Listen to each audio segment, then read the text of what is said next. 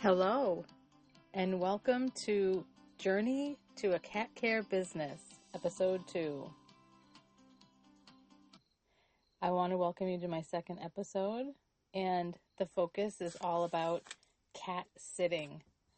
I'm really excited to share this story with you because recently I had someone reach out to me who was very, very excited and thought that doing cat sitting might possibly be the job for her. I had such a wonderful time talking to a lady recently in my area, and it gave me so much great content to think about when talking to other people about having a cat care business, and it gave me so many good things to really share with you today. So I want to get to it. But let me tell you the story. So I got a text message last week from a lady who, like I said, was super excited, had heard that I talked to someone at a local pharmacy about, possibly doing cat sitting. And when she called and we spoke to each other, she told me this really fun story about how she went to a local gas station because she was having a craving for the candy Good and Plenty. And when she went there, they didn't have any. So she ended up going down the street and going to this pharmacy where I had just recently talked to another person about just the general topic of having a cat sitting career. And it was in a town near where I live that doesn't have any coverage for cat sitters except for me that I know of.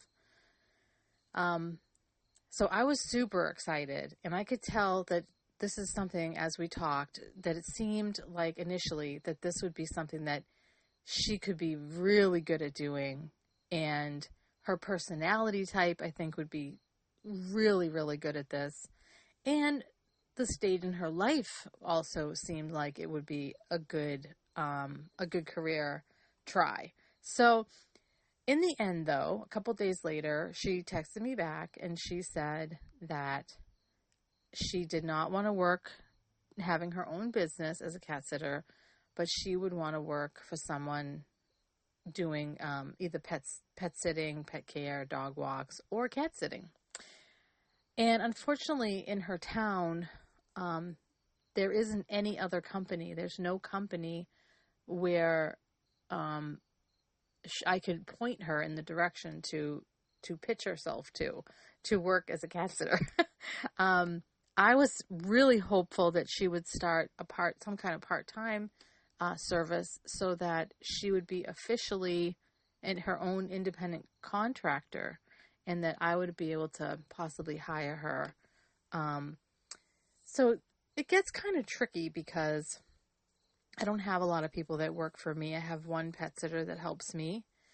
And the more people I add to my pet sitter app, it costs me like $15 for each and every person. So I have to make sure that if I take on another person, that it financially adds up, that basically I can have them work enough during the month to kind of cover the costs of that fee. And then also if the person worked a lot, then I would have to buy them their own liability insurance. Whereas if someone already had their own independent liability insurance, I could literally hire them out on occasion as an independent contractor officially.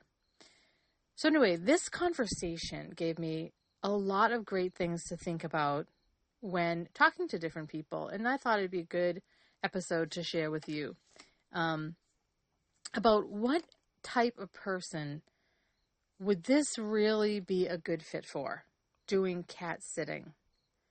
And there are two different ways that someone could go about it. There is the working for someone else avenue, and then there's the working for yourself avenue. But let me start by talking about what makes someone a good cat sitter, or what makes it a good opportunity or a good fit for somebody. Let's say everybody's life is different and changing. Our situations change all the time. And there's lots of different reasons why someone would want to do cat sitting. And the number one thing I think is so important, and it is part of the purview, is that you have a passion for cats. And if you really have a love for cats, you love the type of energy, the way that they behave, and you're comfortable around cats, and you have your own cats, then cat sitting for others is a normal, natural next step for you. Someone who is retired may or may not be a good fit for them. It all depends on your health, your physical health, and your financial situation. All these things, they get very, very complicated. And that's why I told this lady it was a good idea to talk to someone who knew her financial situation. And the only reason I say that is because if you have your own business, you do have to add a Schedule C to your taxes, listing your income and expenses. Beyond that, I'm not an accountant, and I leave all that stuff up to my accountant. But I usually say that someone who's between the ages of 24 and 44 is usually a really good life stage for getting started with starting your own cat sitting business. And the reason for that is if you're really good at what you do, if you learn to be really good at what you do, and you have a real love for cats, and you can learn the purview, you are going to have clients for a long time. I've been in business for 27 years. Some of my longest clients are about 20 years old. I've gone through a number of different cats that they've had, different family of cats, and when they love you and they trust you, you're going to have them for a long time. And your business is going to have stick-to-itiveness. You're going to be able to charge a higher rate for the detailed, precise care that you can provide. And you won't have to work as many jobs because you'll be able to have really excellent clients. Another thing is that life stage, 24, you're not like a teenager or like 18 or 20 where you really don't know maybe what you're doing in your life. 24, you're sort of like, okay, if you're in a job that you don't really love and you're not happy, then cat sitting is an awesome business. And it is between that time frame, it's a really great time to start a business. And so another thing is health. If you have your health, you can move around, you can bend, you can lift a bag of cat litter. If these things are really easy for you, then, this is a no-brainer because the opportunity to make a decent income is there. Another type of, let's see. Yes. So if you are watching people's cats already, like if you are already sort of taking care of your friend's cat, your brother's cat, your aunt's cat,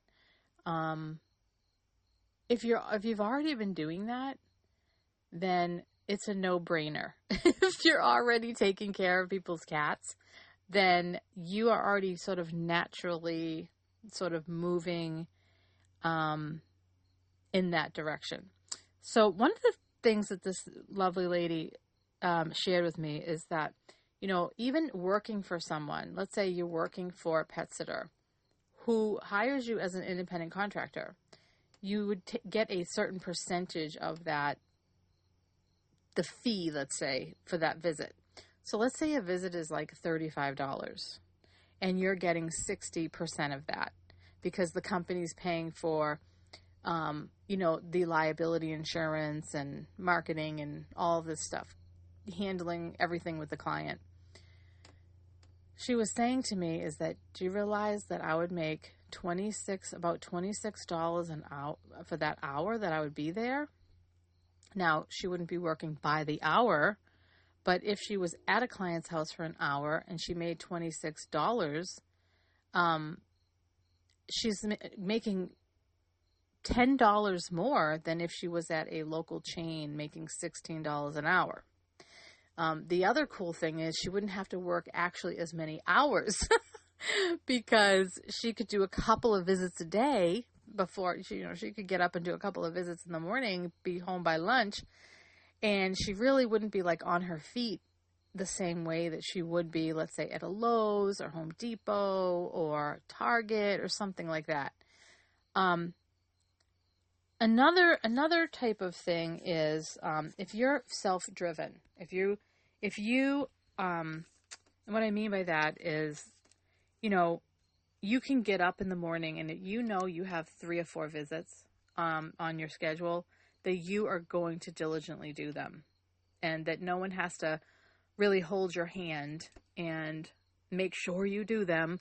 But if you're the type of person that is a self-starter and would go and do those visits and really, make sure they're done, and you enjoy that, you enjoy not having someone hold your hand, then I would say that cat sitting would be perfect for you.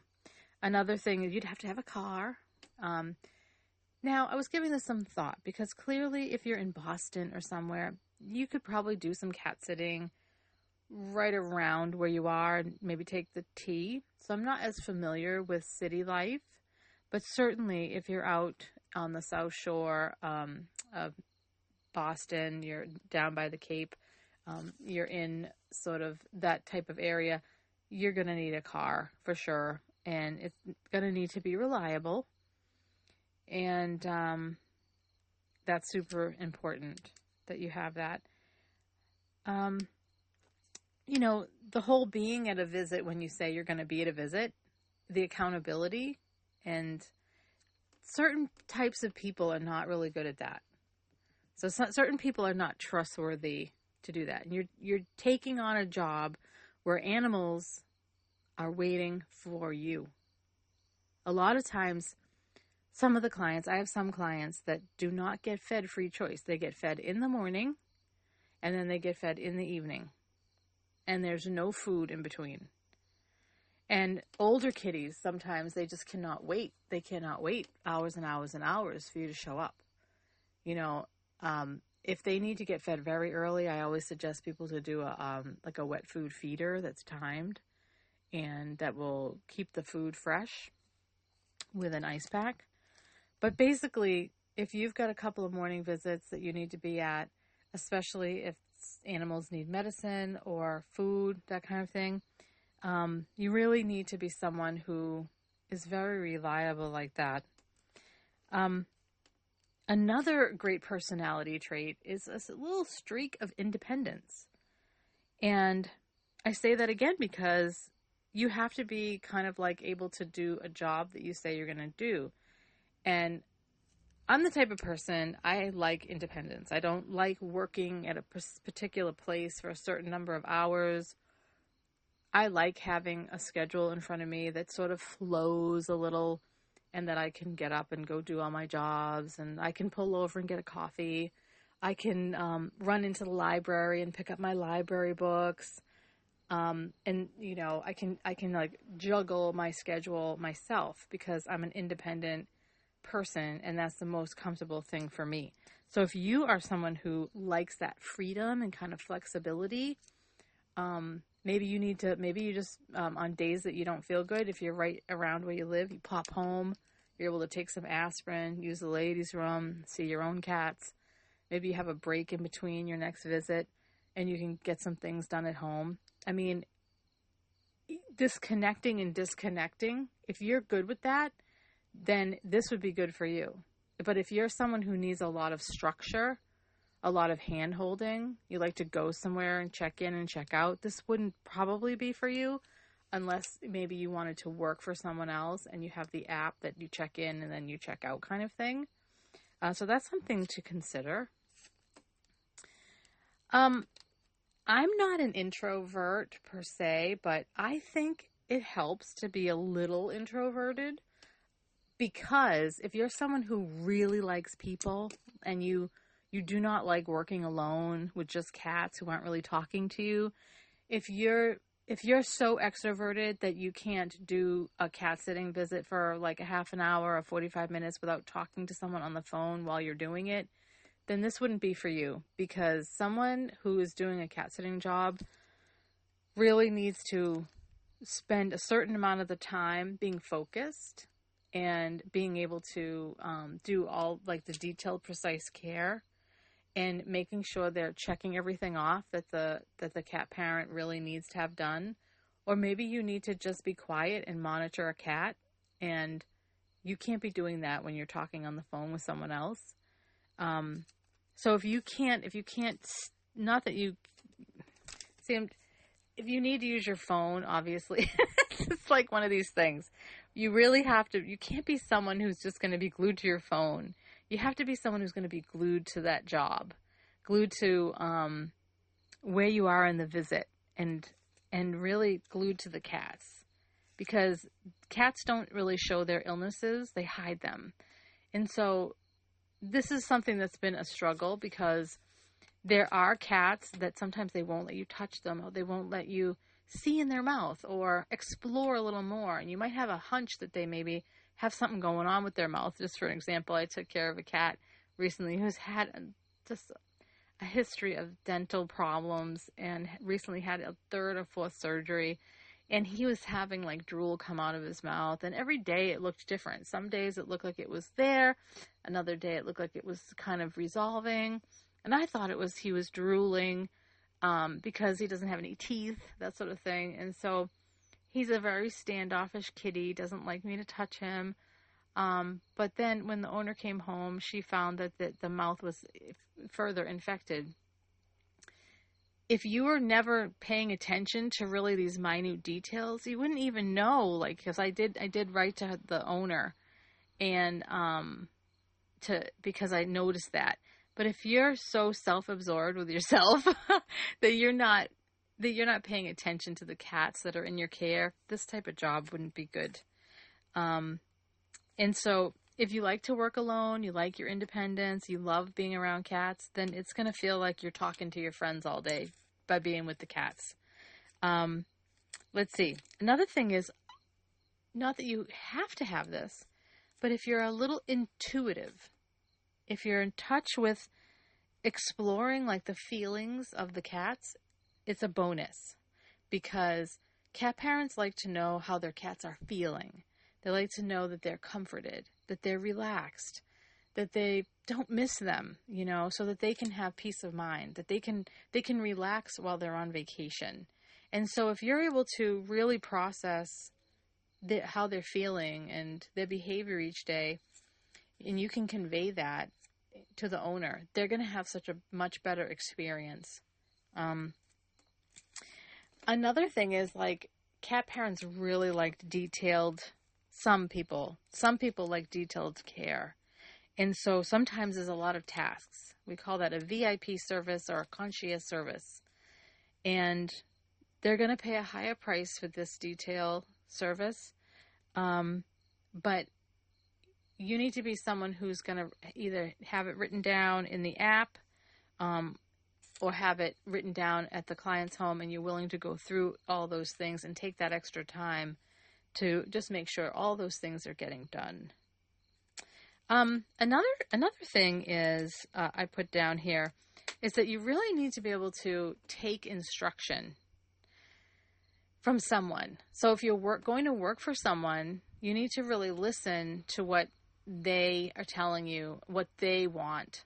And sometimes people's personalities are just so, I don't know, they just don't want to absorb it all.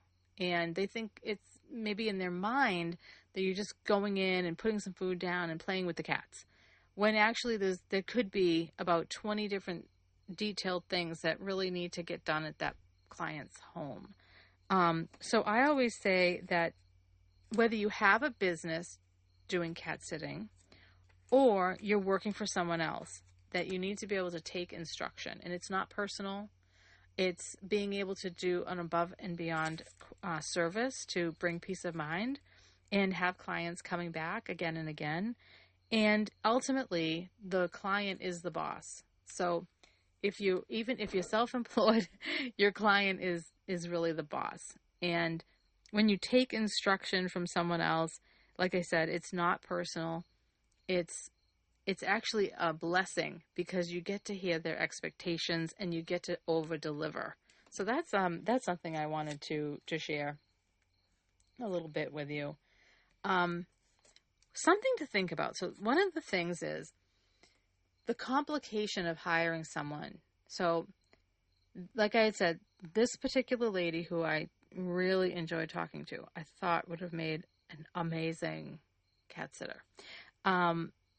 There is no company in her town. So if she really wanted to work for someone else, she's going to have to go to some of the bigger surrounding towns where she is, where there are a couple of larger general pet sitting companies and that do dog walking, pet sitting, and that sort of thing.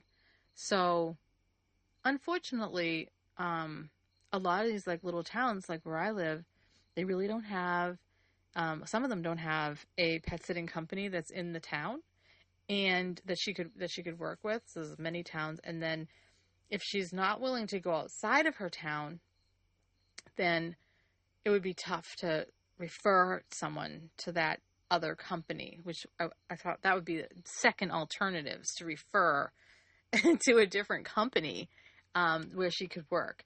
And anyway, those are just some of the things that are at play.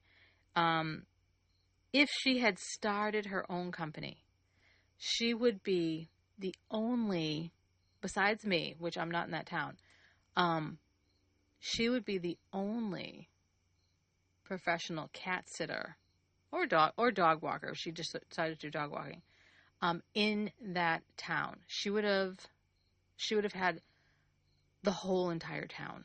So in my class, I go over how to find out what most towns don't have a professional cat sitter.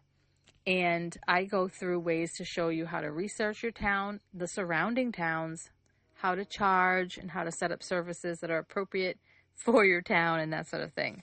And so on my website at purview.com, there are different classes for starting a business and getting yourself, just started in this direction if you're interested.